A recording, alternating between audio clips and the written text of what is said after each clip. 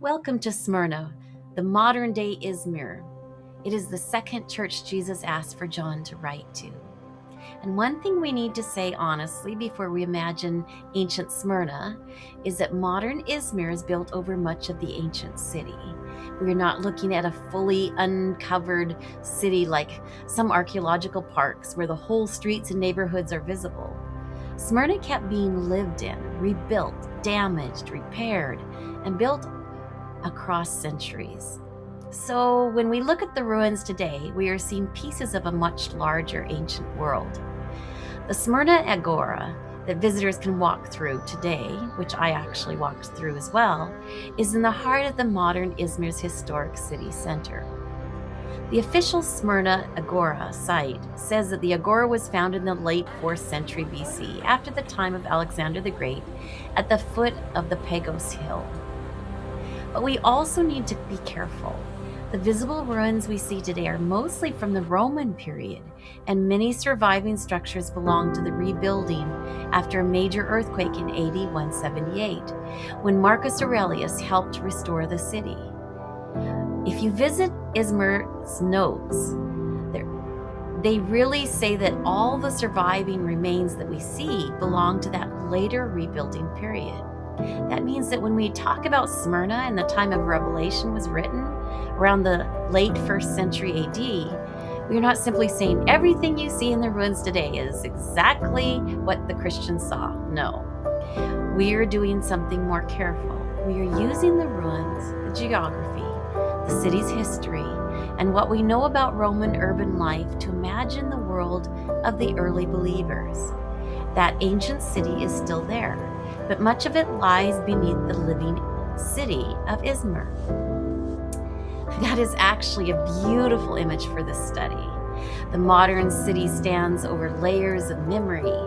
Beneath the streets, shops, apartments, and traffic are all the traces of a world where people once traded, worshipped, argued, accused, prayed, suffered, and stayed faithful. So as we look at Smyrna, we are looking through layers. We see modern Izmir. We see Roman ruins. We remember an earlier church under pressure. And through all of it, we hear Jesus saying to his people, I know. So tonight, as we study Smyrna, we are not trying to pretend we can reconstruct every detail perfectly. We are standing carefully and respectfully among the evidence that remains. We are letting the stones, the history, and the words of Revelation help us listen. What mattered most to Jesus was not the grandeur of the city, but the suffering faithfulness of his people inside of it. And before we read the letter to Smyrna, I just want to step back into the world of this church for a few moments. Smyrna was not a forgotten little village. It was a beautiful, wealthy, influential city on the coast of Asia Minor, in what is now modern Izmir, Turkey. It had a strong harbor, good roads, and important trade connections, which made it a city of movement, business, ships, merchants, travelers, and public life. We already know a little bit about it. But if you walked through Smyrna in the 1st century, you would likely hear the sound of merchants calling out their goods, footsteps crossing stone pavement, conversations under shaded colonnades, and public announcements echoing through the agora. The marketplace was not just a place to buy and sell. It was where people met, argued, traded, honored officials, heard news, and participated in the life of the city. But Smyrna was also a city deeply loyal to Rome. That loyalty was not only political, it was religious. Smyrna had a long history connected to the worship of Rome and the imperial cult. Sources note that Smyrna built a temple to Rome as early as 195 BC, and later the city was associated with imperial worship under the Roman emperors. That means daily life in Smyrna carried pressure. To be a good citizen often meant honoring the gods, honoring Rome, and honoring Caesar. Public loyalty was visible. Worship was woven into civic life. Business, reputation, and social belonging could all be affected by whether a person joined the expected rituals. Now imagine being a follower of Jesus in that city.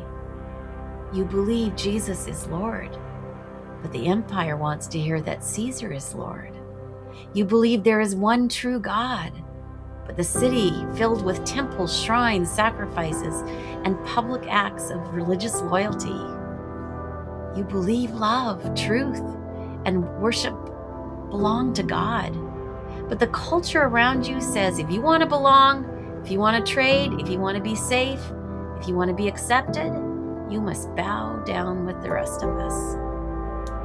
This helps us understand why Jesus says to Smyrna, I know your affliction and your poverty. Their poverty may not have been accidental. It may have been connected to the cost of faithfulness. In the Roman world, trade and social life were often connected to religious expectations. And some interpreters connect Smyrna's poverty to Christians being pushed out of normal business and guild life because they would not participate in pagan or imperial worship. So when Jesus says, I know your poverty, he is not simply noticing that they had less money. He is saying, I know what it has cost you to stay faithful. I know the doors that have closed. I know the businesses you may have lost. I know the way people look at you. I know what it feels like to be treated as if you are the problem because you will not bow down. And then Jesus says something astonishing. Yet you are rich. They may have been poor in the marketplace, but they were rich in faith, poor in public honor, but rich in the presence of God, poor in what the empire could count, but rich in what death could never take. Smyrna was also a place where words could become weapons. Jesus says he knows the slander spoken against them. Slander is not just criticism. It is a twisting of truth in order to damage someone. It is accusation meant to isolate, shame, and endanger. In Revelation, Jesus connects this kind of accusation with Satan, the adversary, the deceiver, the one who has twisted truth from the beginning. That is important. Jesus does not say God is creating their suffering. He does not say God is the one stirring people to lie, accuse, imprison, or threaten. The suffering comes from another kingdom, a kingdom of fear, deception, control, and accusation. God is not the persecutor. Jesus is the one standing with the persecuted. He comes to Smyrna and says, I know. And then he introduces himself as the first and the last who died and who came to life again. That title matters. Jesus is reminding them that Rome is not first. Caesar is not first. The marketplace is not first. Public opinion is not first. Persecution is not first, and none of them will be last. Jesus was there before the suffering began, and he will still be there after it ends. He is the one who entered death and came out alive. So when he says, do not be afraid of what you are about to suffer, he is not minimizing their pain. He is not pretending the danger is small. He is speaking as the one who has already walked through death and broken its final power. Some may go to prison. Some may lose more than money. Some may be tested to the point of death. But Jesus says, be faithful, even to the point of death, and I will give you the crown of life. The people of Smyrna would have understood the image of a crown. In Greek and Roman culture, a victor would receive a wreath, a crown of honor. The city knew the language of victory, public recognition, and honor. But Jesus takes that familiar image and fills it with something deeper. Rome could give crowns that fade. The games could give crowns that wither.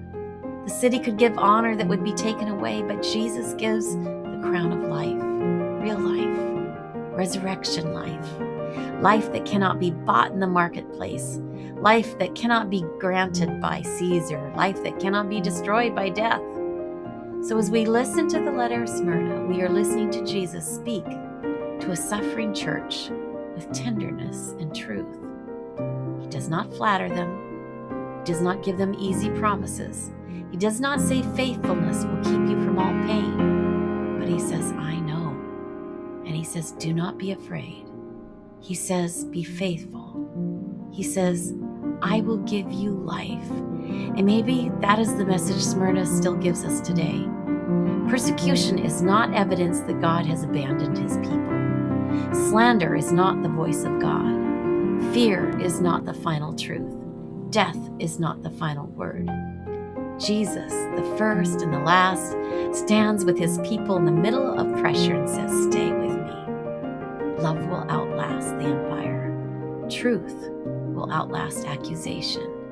And life will outlast death.